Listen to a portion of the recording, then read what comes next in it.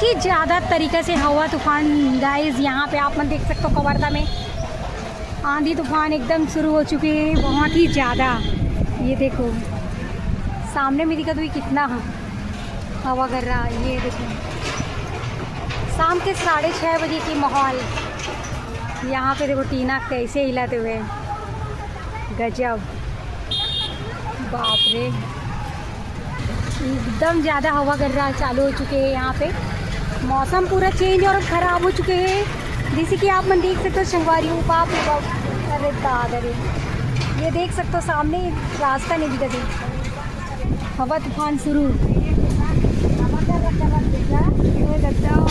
ये देखो बाबा, गुपचुप वाला का वो देखो ढक्कन फेंका गया भाई। ये देखो ढक्कन फेंका गया बेचारा के। यहाँ पे पूरा मौसम चेंज हो चुके, ख़राब हो चुके हैं यहाँ पे कवर्धा में।